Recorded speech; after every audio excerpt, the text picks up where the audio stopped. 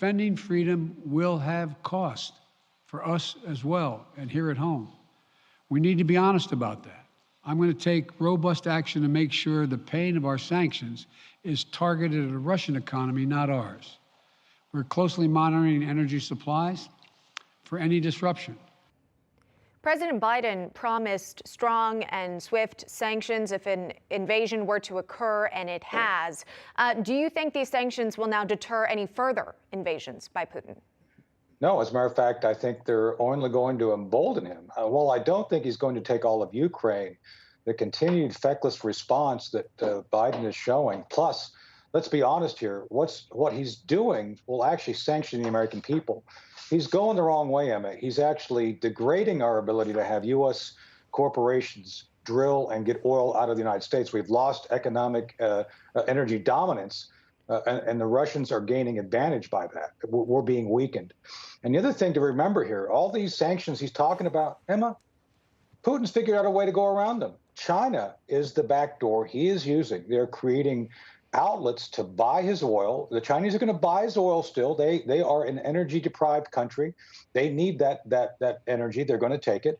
And they have an entire banking system. These sanctions, talk about the 1980s want their national security back. These sanctions may have worked 20 years ago, but they're not going to work now. They're simply going to make life worse for the American people. And every time they telegraph this, Putin has already figured out a way to move around it. So everything that Biden's doing right now is still playing Putin's game. One last real quick point. I've argued multiple times on your network, Biden needs to stop reacting to Putin. He's playing Putin's game. Every time he plays Putin's game, he's outsmarted. Like you showed the clip of him just kind of like looking around when he was asked, has he miscalculated? Emma, he's badly miscalculated, and the American people are about to pay the price. We're going to see it here on the home front. Again, the possibility of higher prices, higher energy costs. And then, of course, this is at a time when we are battling our own 40-year record high inflation. So a very challenging time for Americans. If I could ask you about your predictions of what might come next. Again, we've already seen these so-called peacekeeping troops going into the Russian separatist regions of Ukraine. But if Vladimir Putin were to expand that invasion, what would that timeline look like? So intelligence officers never predict, we forecast. We try to look at trends and understand what may happen. With that said, I think you're going to see Putin continue to put pressure on the entirety of Ukraine. These hospitals he's building, he's not going to go in.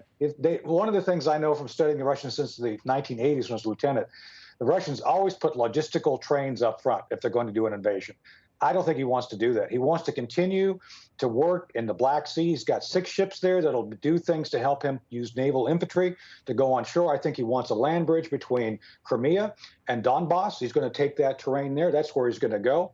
And you're going to see him put immense pressure on the Zelensky government to fail. He wants a friendly government in there. I just don't think Putin has the stomach or resources to go in with a full invasion. And to your point, he wants Ukraine for economic purposes. You don't want to destroy that very economic entity that you're trying to get control of. So I think he's going to be much more nuanced than the Biden administration keeps saying. And I've been out there looking at the progressive sides, the think tanks. They're living in an alternate universe. Psaki thinking that somehow all these sanctions are going to do anything. They're going to blow right past this stuff like they did in 2014, past the Minsk Accords.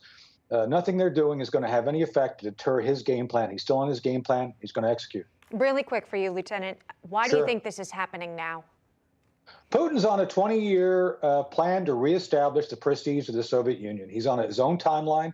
We've studied it. I work with several former commandants of the Army War College. This is not rocket science. People on both sides of the political aisle have ignored Putin's desire to reestablish it.